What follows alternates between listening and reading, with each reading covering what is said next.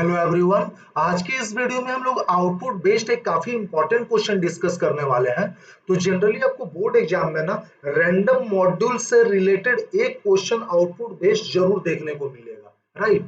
तो चलिए हम लोग क्वेश्चन को समझते हैं। तो यहाँ पे क्या करना है, what possible outputs are expected to be displayed on screen at the time of execution of the following program, right. तो अगर आप इस कोड को रन करते हो तो आपको क्या आउटपुट मिलने वाला है ये आपको बताना है। यहाँ पे ऑप्शंस दिए हुए देख सकते हो 1 2 3 4, इसमें से क्या आउटपुट आ सकता है इस कोड को रन करने के बाद आपको ये बताना है, ठीक है। तो देखिए इस क्वेश्चन को ना बहुत ही ध्यान से आपको सॉल्व करना पड़ेगा, बहुत ही पेशेंटली समझना पड़ेगा और माइंड को बहुत ही कॉन्सेंट्रेट करके आपको इस क्वेश्चन को सॉल्व करना पड़ेगा, तभी आप जाकर के एकदम करेक्ट आंसर तक पहुंच पाओगे, ठीक है।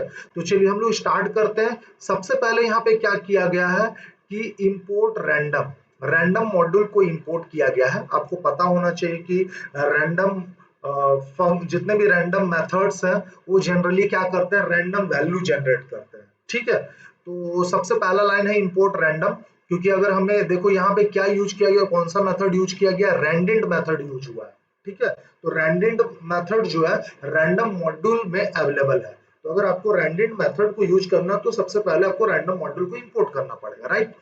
दूसरे लाइन में क्या है, एक लिस्ट गिवन है, ठीक है। तो सबसे पहले जो भी लिस्ट गिवन है ना, आप क्या करो कि उस लिस्ट का इंडेक्सिंग कर लो, है ना। लिस्ट का इंडेक्स स्टार्ट होता है हमारा क्या, 0 से इन फॉरवर्ड डायरेक्शन, ठीक है।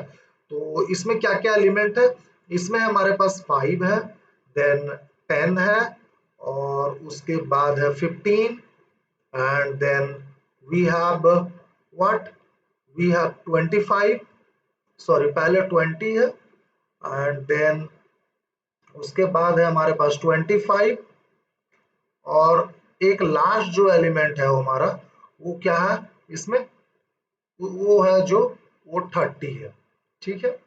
चलिए परफेक्ट। अब आप देखो इसका इंडेक्सिंग हम लोग करते हैं, 0 1 2 3 4 5, ठीक है, परफेक्ट। दूसरा लाइन क्या, फॉर आई इन रेंज 1,3, ये 1 है, राइट, 1,3। तो ये रेंज फंक्शन है ना, तो रेंज फंक्शन में एंड वैल्यू क्या होता है, एक्सक्लूड हो जाता है ना। तो यहाँ पे आई का पॉसिबल वैल्यू क्या बनेगा, 1 बनेगा और 2 बनेगा। यानी कि ये जो लूप जो है टोटल 2 टाइम्स चलेगा। जब पहली बार चलेगा जब आई का वैल्यू 1 होगा, और दूसरी बार चलेगा जब आई का वैल्यू 2 होगा, ठीक है। अब यहाँ पे देखो first is equal to random dot randint 2,5 यहाँ पे लिखा गया। तो रैंडेंट मेथड क्या करता है, स्टार्ट से लेकर एंड तक, है ना, ये सारे वैल्यू को रैंडमली कोई भी वैल्यू दे सकता है स्टार्ट टू एंड, है ना। तो जैसे कि हो सकता है जब पहली बार आप इसको रन करोगे तो ये 2 दे, है ना, फिर से 2 भी दे सकता है, 3 4 5, ये पॉसिबल वैल्यू ये जनरेट करेगा रैंडम, ठीक है। समझ में आया। तो पहला वाला लाइन में हम लोग ऐसा करते हैं, यहाँ पे हम लोग लिख देते हैं तीनों वेरिएबल को यहाँ पे स्पेसिफाई कर देती है। एफ फर्स्ट को रिप्रेजेंट कर रहा, आप समझ जाओगे, एस जो है सेकंड को रिप्रेजेंट कर रहा, टी जो है मेरा थर्ड को रिप्रेजेंट कर रहा, है ना। तो हम लोग सबसे मतलब हम लोग ना एक ऑर्डर में लेकर के चलते हैं, है ना। मान लेते हैं हम लोग रैंडम डॉट रैंडेंट 2,5 है यहाँ पे ना, तो सबसे पहला वैल्यू मान लेते हैं कि 2 ही सबसे जनरेट कर रहा है ना। फर्स्ट टाइम ये क्या कर रहा है, 2 ही जनरेट कर रहा है। तो मान लो रैंडम डॉट रैंडेंट, है ना, ये क्या दे रहा है मुझे, ये रिटर्न कर रहा है 2। तो यहाँ पे क्या किया गया, -1 किया गया। तो 2 - 1 क्या हो जाएगा, अभी फिलहाल अभी हो जाएगा 1। 2 - 1 क्या हो जाएगा, यहाँ पे 1 आ जाएगा, ठीक है। चलिए अब इस वाले में अगर आते हैं सेकंड वाले में, तो रैंडम डॉट रैंडेंट यहाँ पे मान लेते हैं सबसे छोटा वाला ये वैल्यू रिटर्न करता, मान लेते हैं 3 दे रहा है।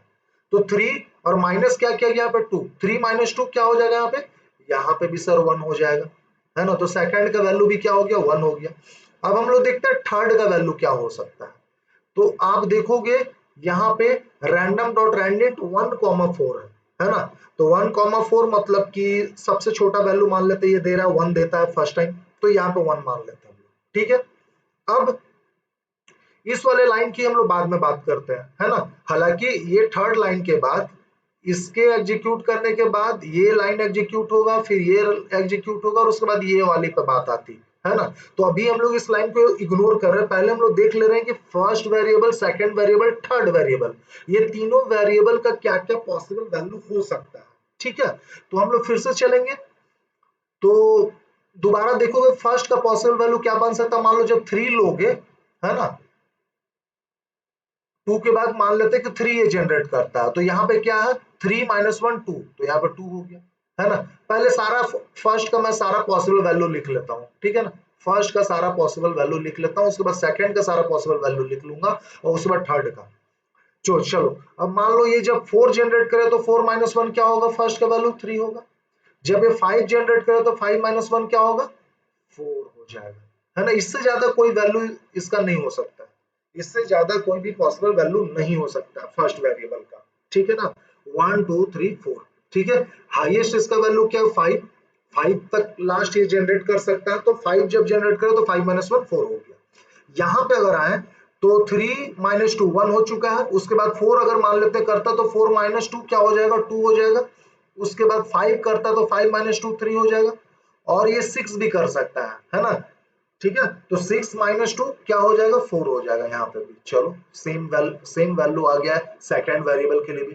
थर्ड में आते हैं, तो यहाँ पे 1 किया तो 1 हो चुका है, 2 3 भी कर सकता है और 4 भी कर सकता है, क्योंकि ये रैंडेंट है, ठीक है। चलो अब आते हैं हम लोग यहाँ पे प्रिंट ये वाले लाइन में, है ना, ध्यान से देखो, ठीक है। अब देखो यहाँ पे हर वाले आउटपुट में देखो, हर ऑप्शन में देखोगे ना, तो 2 बार आउटपुट दिखाया गया है, ये पहला लाइन और ये दूसरा लाइन। ऐसा इसलिए क्योंकि मेरा जो फोर लूप जो है ना 2 टाइम्स चल रहा है, तो जब पहली बार एग्जीक्यूट करेगा तो ये वाला लाइन हो सकता है वो प्रिंट करे, जब दूसरी बार आई का वैल्यू जब 2 होगा तो फिर से ये लाइन जब रन करेगा तो हो सकता है ये आउटपुट दे। अभी क्या सही आंसर होगा वो मुझे नहीं पता है, ठीक है, वो हम लोग को अभी पता नहीं है, अभी हम लोग वो चीज चेक करने वाले हैं, है ना। तो आइए देखते हैं। तो सपोज देखो m क्या है, मेरा लिस्ट है, m ऑफ फर्स्ट, मान लेते हैं फर्स्ट का वैल्यू क्या हो जा रहा है, i हो जा रहा है, सॉरी फर्स्ट का वैल्यू 1 हो जा रहा है ना। तो m ऑफ 1, 1 में क्या है सर 10, ठीक है, कोई दिक्कत नहीं। m ऑफ सेकंड इसका भी मान लेते 1, तो उसका भी 10, है ना।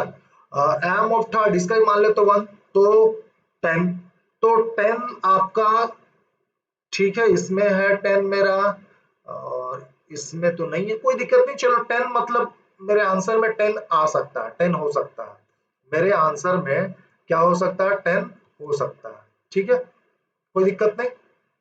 हम लोग के आंसर में क्या हो सकता है 10 हो सकता है, इतना तो पता चल गया, ठीक है ना सर।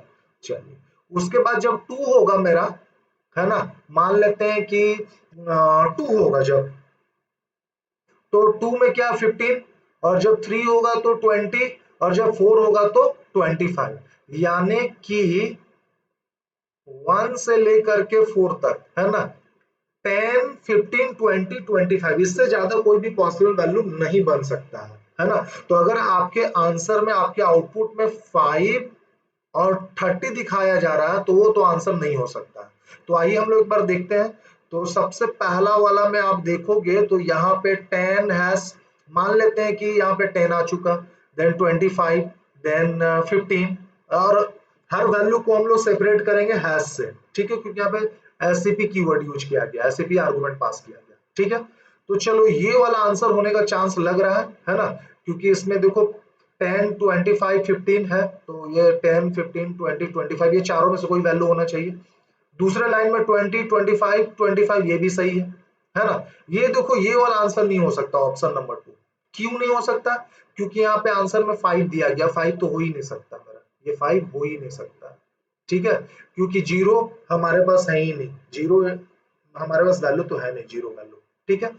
चलिए अब देखो तीसरा वाला भी आंसर नहीं हो सकता, क्यों नहीं हो सकता तीसरा वाला आंसर, क्योंकि देखो इसके आंसर में क्या दिया गया है ना, इसमें जो आउटपुट दिखाया गया उसमें 30 को इंक्लूड किया, तो 30 भी हमारा नहीं आ सकता, है ना, क्योंकि हमारे पास 5 नहीं है। 5 होता तब तो, है ना, ये 5 वाला इंडेक्स को हम लोग एक्सेस कर पाते हैं, 5 इंडेक्स पे जो लिस्ट का एलिमेंट है उसको तभी तो एक्सेस कर पाते हैं जब हमारे पास 5 होता, ठीक है, तो 5 तो है नहीं, ठीक है। तो इसलिए 2 और 3 तो गलत हो गया, अभी तक 1 वाला करेक्ट है। हो सकता है इस टाइप के क्वेश्चन का 2 आंसर भी सही हो, है ना, लेकिन इसका 2 आंसर सही हो कि नहीं उसको अभी हम लोग देखते हैं। अब आइए बात करें अगर हम लोग इसकी लास्ट वाले ऑप्शन की अगर हम लोग बात करें तो लास्ट में देखो ना, ये जो लास्ट में हैश आ चुका है, तो लास्ट में कभी भी हैश नहीं आएगा। एससीपी, एससीपी क्या करेगा, है ना, केवल बीच में ही वो सेपरेट करता है, सारे वैल्यू को सेपरेट करता है हैश से, है ना, तो केवल बीच में ही आएगा, इन बिटवीन आएगा टू वैल्यू का, लास्ट में कभी भी नहीं आएगा, है ना।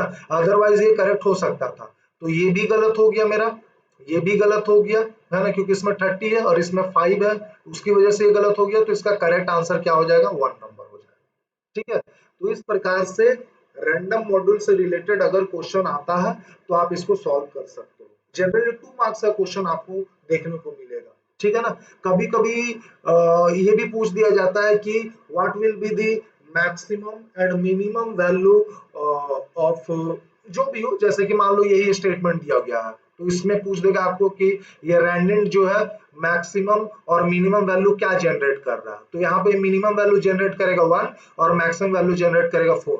अगर इस लाइन से रिलेटेड पूछ दे कि यहाँ पे ये जो है रैंडम डॉट रैंडेट, ये एक्सप्रेशन क्या मिनिमम और मैक्सिमम वैल्यू जनरेट कर रहा है, तो आप इस एक्सप्रेशन के अकॉर्डिंग बताओगे, मान लेते मिनिमम वैल्यू 3 लेके चले, तो 3 माइनस 2 1, है ना, ये पूरा का पूरा इंटायर एक्सप्रेशन की अगर बात करें तो इस लाइन वाले एक्सप्रेशन की, तो मिनिमम वैल्यू यहाँ पे स्मॉलेस्ट वैल्यू 1 हो जाएगा, है ना, और लार्जेस्ट वैल्यू क्या हो जाएगा, मान लेते हैं 6 लेकर के चले, तो 6 माइनस 2 4, तो 4 हो जाएगा।